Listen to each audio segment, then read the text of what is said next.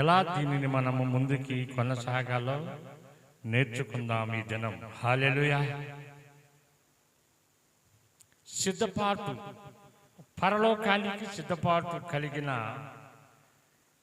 ఈ మత్తయ్య భక్తుడు మనకి తెలియపరుచుతూ ఉన్నాడు. అందరూ కూడా తీయండి. మత్తయి సువార్త 24వ అధ్యాయము 44వ వచనం. హల్లెలూయా.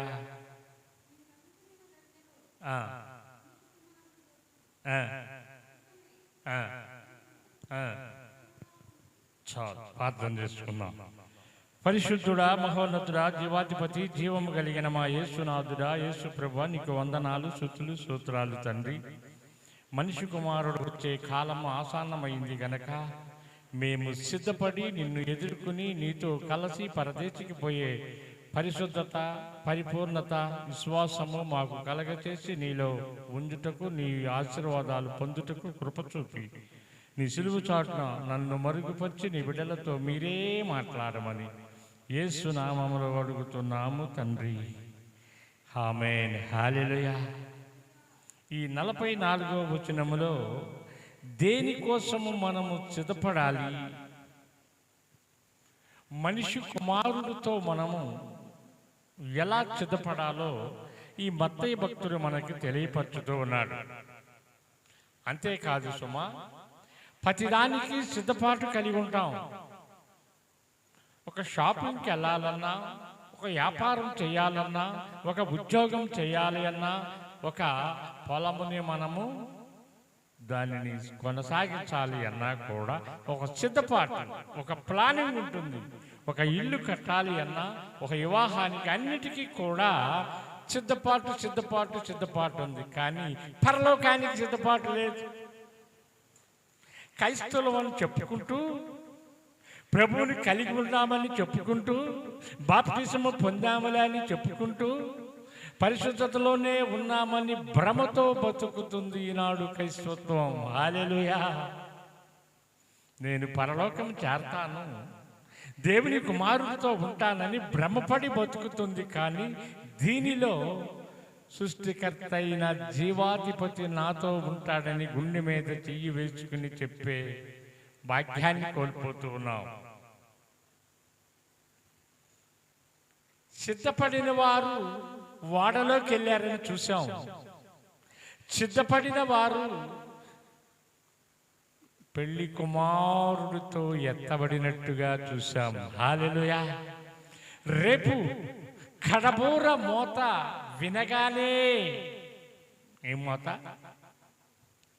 ఈ కడబూర మోత ఎవరికి వినపడుతుంది? మొదటి మరణముని పొందిన వారు, పరదేశికి సిద్ధపడిన వారు, పరమ తండ్రితో అనుబంధమున్న వారికే వినిపిస్తుంది సుమా, అందరికీ కాదు. సమాధుల దొడ్డులో రాయిచూ ఉంటాం, ఇతడు ప్రభువునందు నిద్రించును, అందరికీ రక్తం. అందరూ లెగవరు సుమా. ఎవరు లేస్తారు అంటే ప్రభువును ఎదుర్కోవటానికి సిద్ధపడి మరణించిన వారు, అర్ధసాక్షులుగా చనిపోయిన వారు, నిందల పాలై చనిపోయిన వారు, ఆది అపోస్తులుగా వారు దేవునికి సమర్పించుకున్న వారికి మాత్రమే ఈ బోర వినపడుతుంది. హల్లెలూయా. హల్లెలూయా. ఈ పరిశుద్ధతను నీవు కోల్పోకుండా ప్రభు కోసం నీవు సిద్ధపడగలిగితే రేపు బల్లలో చెయ్యి వేయబోతూ ఉన్నావు. ప్రభు రాత్రి భోజనం చేయబోతూ ఉన్నావు. ప్రభు రక్తాన్ని సేవించబోతూ ఉన్నావు. ప్రభువుతో ఈ రాత్రి నీ పాపములను ఒప్పుకోవాలి.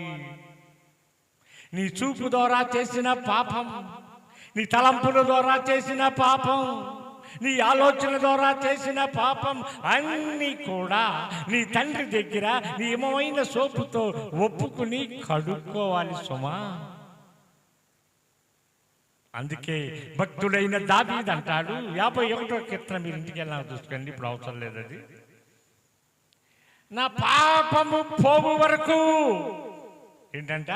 నా పాపము పోవు వరకు నీ హిమమైన సోపుతో నన్ను శుద్ధీకరించు. నా తల్లి నన్ను గర్భములోనే పాపములోనే నన్ను దాచింది గనక, పాపములోనే భూమికి పరిచయం చేసింది గనక నా పాపము పోవునట్టుగా. ఎంత భక్తుడండి!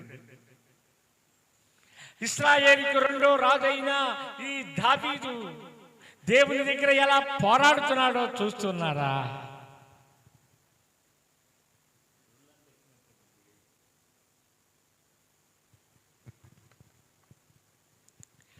ఆ పోరాటం ఏం కావాలి? పరిశుద్ధతని కాపాడుకుంటూ ఉన్నాడు. దావీదు ఒక్క తప్పే చేశాడు, దానికే పశ్చాత్తాపడుతూ పరుపు తేలినంతగా దేవునికి కన్నీటితో క్షమాపణ అడుగుతున్నాడు. అయ్యా, నీకు వ్యతిరేకంగా నేను పాపం చేశాను ప్రభువా, నీకు వ్యతిరేకంగా నేను పాపం చేశానని ఒప్పుకుంటున్నాడు దావీదు. మరి నీవు నేను సహోదరుడా, సహోదరి, నీవు నేను సృష్టికర్త అయిన దేవుని దగ్గర ఒప్పుకోవటానికి మన మనసు అంగీకరిస్తుందా? ఎవరిని చూసినా ఇష్పసూపులు, ఎవరితో చూసినా వైరమే, ఎవరితో మాట్లాడినా యుద్ధమే. అవన్నీ కూడా క్రీస్తుకి వ్యతిరేకమైనవి. అందుకే సిలువలో అంటాడు కదా, తండ్రి వీరు ఏమి చేయుచున్నారో తెలియని స్థితిలో ఉన్నారు, క్షమించయ్యా. ఏ స్థితిలో? ఆయన ఏ స్థితిలో ఉన్నాడు మన తండ్రి? దేహమంతా దున్నబడి, శరీరమంతా రక్తముతో తడిచి ఉన్న సమయములో కూడా మాట తప్పే మనుషుడిని క్షమించమని సృష్టికర్తని వేడుకుంటున్నాడు. మాట మీద నిలబడలేని ఈ పనికి మానవుడి కోసము ఆయన ప్రాణమునిచ్చి దేవాతి దేవుడిని, అయ్యా క్షమించు నాయనా, తండ్రి వీరిని క్షమించు అంటున్నాడు. నీవు సిద్ధపడి క్షమించే మనసు నీకు కలిగితే క్రీస్తులో కొత్తగా జన్మిస్తావా? ఆ జన్మించిన జన్మని కాపాడుకుంటావా? పరలోకములో తండ్రితో కుడివైపున కూర్చుని 12 గోత్రములు వారికి తీర్పు తీర్చుతూ 24 పెద్దల మధ్యలో 4 జీవుల మధ్యలో ఉండే భాగ్యాన్ని ఇచ్చాడు. మొదటి ఆదాముకి ఇచ్చాడు, అతడు దార విడుచుకున్నాడు. కడపటి ఆదాముగా తనే వచ్చి తన కుమారుడుగా స్వీకరించాడు. మొదటి ఆదాము ఆయన కుమారుడు, కడపటి ఆదాముకి మనము కుమారులం. హల్లెలూయా. అలాగే లోక సువార్త 2వ అధ్యాయము 12వ వచనములో 12వ వచనము 36లోకి రండి.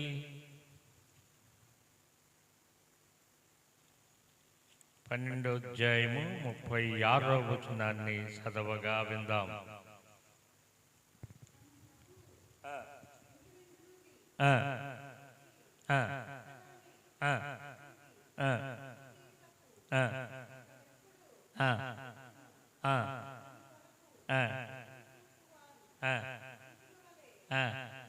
చాలు, ఎవరి కోసం ఎదురు చూడాలి? అందరి కోసం ఎదురు చూస్తాం. ఆధార్ కార్డులో పేరు లేకపోతే ఆఫీసులకు వెళ్ళి మన పేరు వస్తుందా లేదా ఎదురు చూస్తాం. 1వ తారీఖున మనకి పింఛన్ రాకపోతే, మనకు రావాల్సింది రాకపోతే 2 కళ్ళు పెద్దవి చేసుకుని ఎదురు చూస్తాం. మనిషి కుమారుడి కోసం ఎదురు చూస్తూ ఉన్నావా? ఆ వాడలోకి చేరాలనే ఆశ కలిగి సిద్ధపడి ఉన్నావా?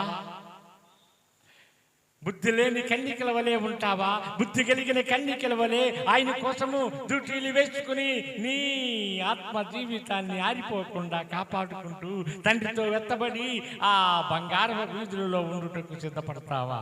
హల్లెలూయా. అది నీకే తండ్రి విడిచిపెడుతూ ఉన్నాడు. ఎవరికంట? నీకే. సిద్ధపడితే ఎత్తబడతావు, సిద్ధపడకపోతే ఎడవబడతావని కీర్తనలు కూడా పాడుతూ ఉంటాము. రాజైన దేవుడు త్వరగా రానయ్యున్నాడు, సిద్ధపడుదువా నీవు ఎత్తబడుదు. ఏంటంట? నీవు సిద్ధపడుదువా ఎత్తబడుదు, సిద్ధపడకపోతే నీవు ఎడవబడుదు. ఇడిస్తే ఏంటి? కేకలు. ఇడిస్తే ఏంటి? నీకు మరణం రాదు, ఆహారం రాదు, ఎప్పుడు చూసినా అగ్నిలో కేకలే కేకలే కేకలే.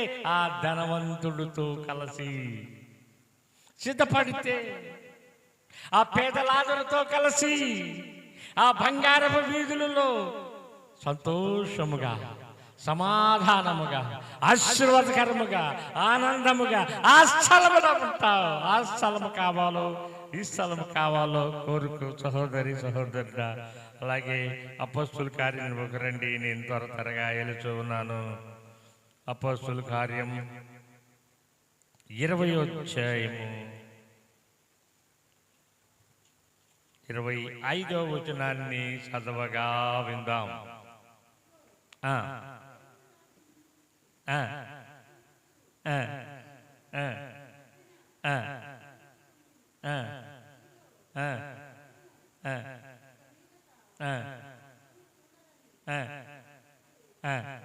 హల్లెలూయా. ఏమన్నాడండి? ఎప్పుడు ఎన్నడూ నా ముఖము మీరు చూచుటకు అవకాశం లేదంటున్నాడు. ప్రకటన గ్రంథములు అంటాడు, మిమ్మల్ని ఎప్పుడు నేను చూడలేదని ముఖాన ఉమ్ము వేస్తాడంట. ఏ స్థితిలో ఉంటావు? తండ్రి దగ్గర ఒప్పుకోవాలి అంటే, ఇతడు నా ఇష్టానుసారమైన కుమారుడని, నా ఇల్లంతటిలో నమ్మకమైన వాడని, నా పనిలో నాకు తోడున్నవాడని ఒప్పుకునే గుంపులో ఉంటావా? ముఖాన ఉమ్ము వేసే గుంపులో ఉంటావా? విడిచిపెట్టే గుంపులో ఉంటావో? అది నీ చిత్తం, నీకే దేవుడు విడిచిపెడుచున్నాడు. జీవాధిపతి అయిన యేసు అనుదినము నన్ను కాయిచుండెను. ఎవరంట? జీవాధిపతి అయిన యేసు అనుదినము నన్ను కాయిచుండెను. జయమే నా ఊపిరి. ఏంటంట? జయమే నా ఊపిరి, జయ జీవితమే. ఏంటంట? జయ జీవితం కావాలి. దేవునితో నీ సంభాషణ, పరిశుద్ధతతో నీ పరిశుద్ధత, నీవు నీ కుటుంబము కొర్నేలు కుటుంబం వల్ల సిద్ధపడి పరలోకానికి సిద్ధపడితే దేవునితో ఎత్తబడే గుంపులో నీవుంటావు. ఆ సంతోషమైన గుంపులో, ఆ సమాధానమైన గుంపులో, ఆ క్రీస్తుతో కూడి నీవు కోట్లాది దూతలతో కలిసి యేసు పరిశుద్ధుడు, క్రీస్తు పరిశుద్ధుడు పరిశుద్ధుడు అని కొనియాడబడే గుంపులో ఉంటావా? కేకలు వేసే గుంపులో ఉంటావో? సహోదరి సహోదరుడా, నీవే నేర్చుకో, తెలుసుకో. అలాగే అదే అపోస్తుల కార్యం. ఇంకా కొద్దిగా పక్కకి రండి. 21వ అపోస్తుల కార్యము 13వ అధ్యాయాన్ని చదువుగా విందాం. పక్క పేజీ.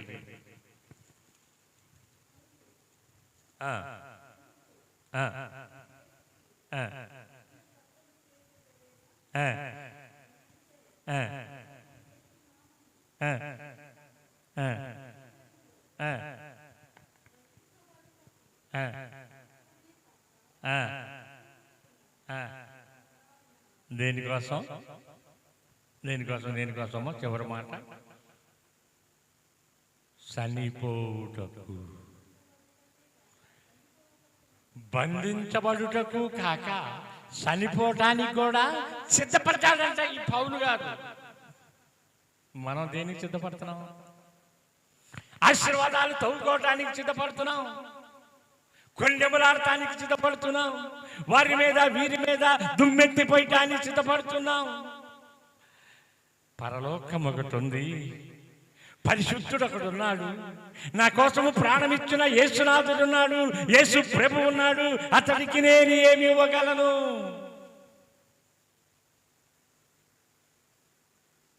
రారాజు వస్తున్నాడే జనులారా, వేగమే రండి. ఏంటంట?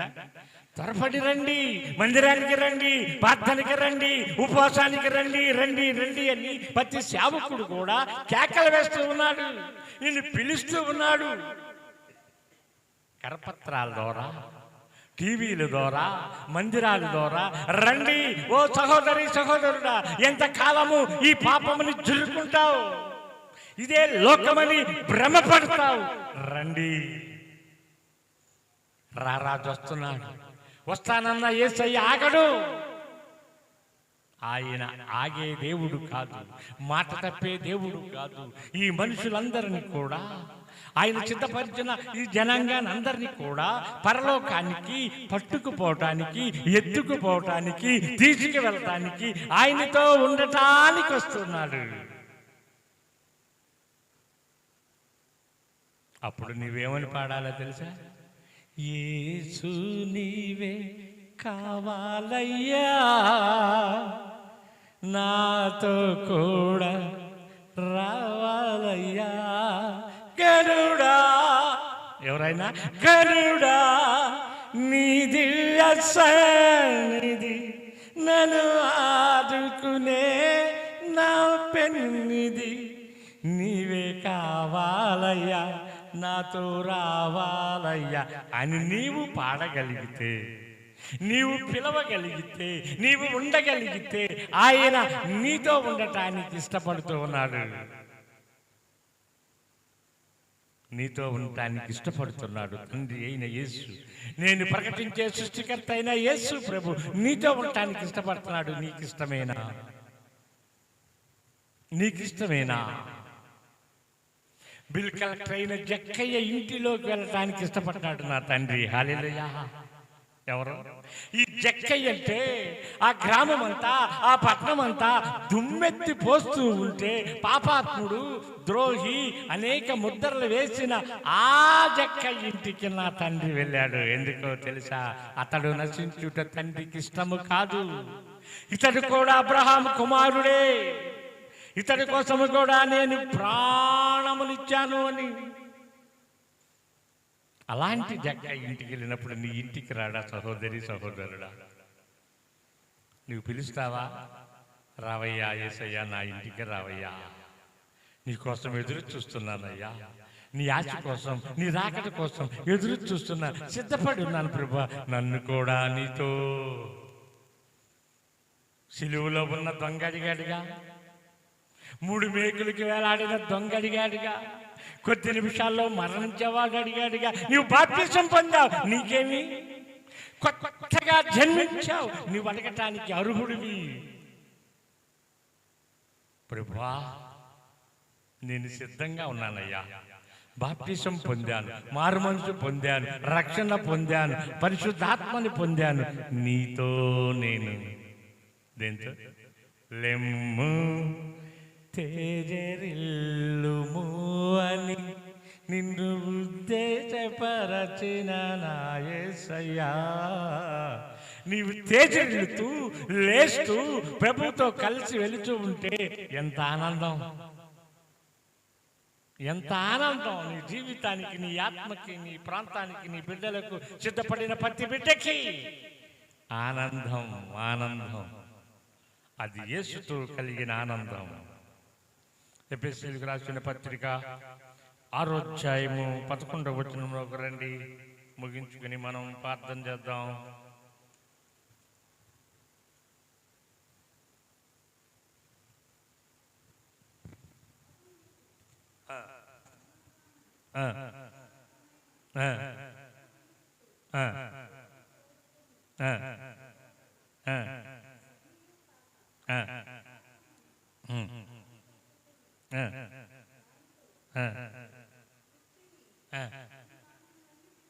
హల్లెలూయా. ఏంటో శక్తిమంతుడు అవ్వాలి, నీ ఆత్మలో శక్తిమంతుడు అవ్వాలి. ఈ లోకంలో ఆస్తిపాస్తులు లేకపోవచ్చు, పేదలాదులాగా నిశ్వాసంలో గొప్పవాడి అవ్వాలి. ప్రభుతో ఉండటానికి ఇవన్నీ ప్రభు కలగ చేసినవే, కానీ నీ ఆత్మ నీ చేతిలో ఉంది సుమా. నీ పరిశుద్ధత నీ చేతిలోనే ఉంది. నీ సిద్ధపాటు నీ చేతిలోనే ఉంది. క్రీస్తుతో ఉండాలి అంటే నీవు సిద్ధపడి ఉండాలి. క్రీస్తుతో ఉండాలి అంటే పరిశుద్ధతగా ఉండాలి. క్రీస్తుని కలిగి ఉండాలంటం కన్నా క్రీస్తుని చేర్చుకుని క్రీస్తుతో నీవు క్రీస్తు కలిసి ప్రయాణించేదిగా ఉండాలి. ఆది కాండములో చూస్తాం, 6వ అధ్యాయం 7వ వచనములో చూస్తాం. ఆనోకు మరణముని చూడక తండ్రితో నడిచిపోయాడంట, కొనిపోబడ్డాడంట. ఆ సిద్ధపాటు నీకుందా? ఉందా ఏమా? ఉందా? బుద్ధి కలిగిన కన్యకల వలె 5గురు ఎలా కిత్తపడ్డారో ఆ గుంపులో ఉంటావా? ఎడవబడే గుంపులో ఉంటావా? నీవే నిర్ణయించుకో. నోవాకు 120 సంవత్సరాలు వాక్యాన్ని బోధించినా కఠినపరుచుకుని లోకం వైపు చూసి ఓడ పైకి లేచేటప్పుడు కేకలు వేసి ఆ మునిగిపోయే దానిలో ఉంటావా?